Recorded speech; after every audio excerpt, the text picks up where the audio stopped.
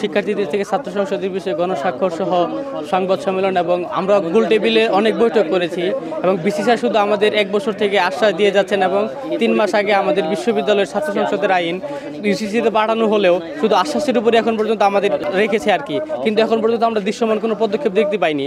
আমরা অনেকবার গোল টেবিল আলোচনায় বসেছি কিন্তু আমরা কোনো ফলাফল পাইনি।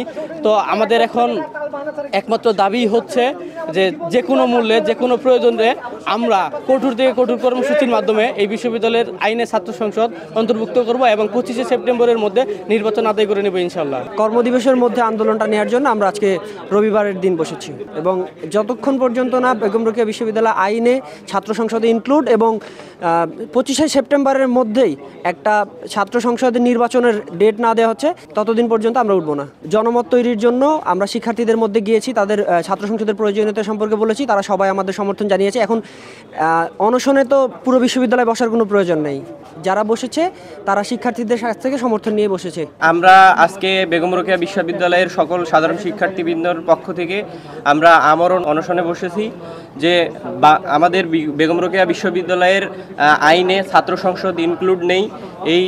আমরা এই দাবি অনেক আগে থেকেই করে আসছি যে বেগম রোকেয়া বিশ্ববিদ্যালয়ের আইনে যেন ছাত্র সংসদকে ইনক্লুড করে সেপ্টেম্বরের মধ্যে আমাদের বিশ্ববিদ্যালয়ের ছাত্র সংসদ নির্বাচনের রোডম্যাপ ঘোষণা করে এবং নির্বাচনের তারিখ দেওয়া হয়।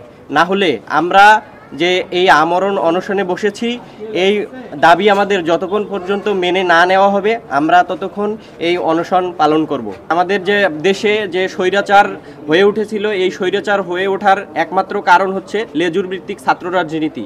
এই লেজুর ভিত্তিক ছাত্র রাজনীতির কারণে হাসিনা সরকার স্বৈরাচারী হয়ে উঠতে আরও বেশি সহযোগিতা পেয়েছিল লেজুর ভিত্তিক যে ছাত্র রাজনৈতিক যে সংগঠন ছিল সেই সংগঠনের। আমরা চাই সারা বাংলাদেশ থেকে এই লেজুর ভিত্তিক ছাত্র সংগঠন উঠে সাধারণ শিক্ষার্থীরা একটা তাদের নিজস্ব প্ল্যাটফর্মে সুষ্ঠু ধারার রাজনীতি চর্চা করুক, এর মাধ্যমে বাংলাদেশের রাজনীতিতে আমূল পরিবর্তন আসুক। যদি আমরা ছাত্র সংসদ সারা বাংলাদেশে চালু করতে পারি তাহলে আমরা এই বাংলাদেশে যে সরকারই আসুক না কেন নির্বাচনী সরকার তাকে স্বৈরাচারী হয়ে ওঠা থেকে আমরা দমাতে পারবো এবং আমরা শিক্ষার্থীরা এই বাংলাদেশকে সুষ্ঠুভাবে বিনির্মাণ করতে সক্ষম হব। আমাদের এই বিশ্ববিদ্যালয় আবু সাইদ ভাইয়ের মাধ্যমে কিন্তু স্বাধীন হয়েছে এবং পুরো তথা বাংলাদেশ।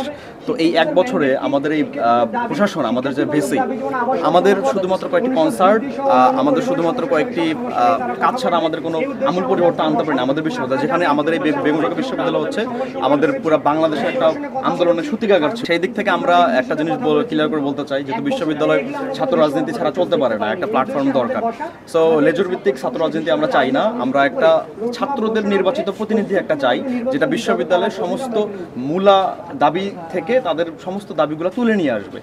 বসুন্ধরা টিস্যু, অশুদ্ধতার বিরুদ্ধে এক বিন্দুও ছাড় নয়।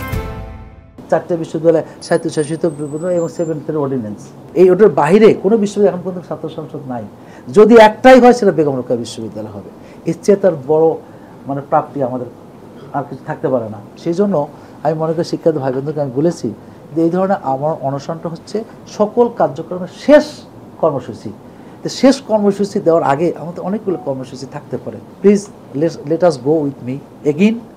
আমি তো এটা তো আমারই চাহিদা ছিল একটা 108তম সিন্ডিকেটের। তো অর্থ হলো তখন কিন্তু কোনো শিক্ষার্থী আমার কাছে দাবি করে নাই ছাত্র সংসদ চাই, তখন কিন্তু দাবি ছিল আবু সাইদের হত্যার বিচার চাই। কথা ক্লিয়ার কিনা আপনারা সবাই জানেন।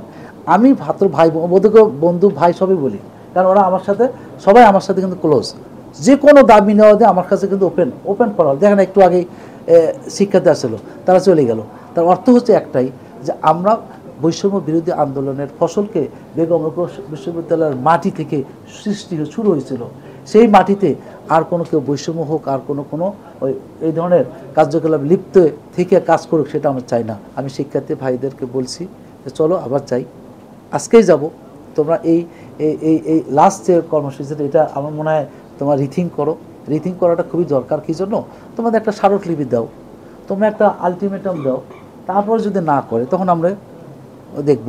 কিন্তু এই যে আমার অনসূচিত, এটা তো আমার মনে হয় যখন দেওয়ালে পিঠ থেকে যায় তখন মনে হয় এই কর্মসূচি আসা উচিত। আমি ছাত্রবান্ধব রিথিং করে বলছি, আমার মনে হয় তারা যেটা আমার সাথে কথা বলেছেন যে স্যার এটা একটা আমাদের আপনার কাজটাকে আরও ত্বরান্বিত করার জন্য আমরা এই কাজটা করছি, যাতে যাতে বেগম রোকেয়া বিশ্ববিদ্যালয়ের যে যে যে দাবিটা আমরা যেন জোরালো হয়ে আপনি যেন তাড়াতাড়ি করে নিয়ে আসতে পারেন, এটা দেয়ার থিঙ্কিং। আমি এদেরকে নেগেটিভলি দেখি না, কলেজ পজিটিভলি দেখি, বাট আমার মনে হয় তারা রিথিঙ্ক করবে।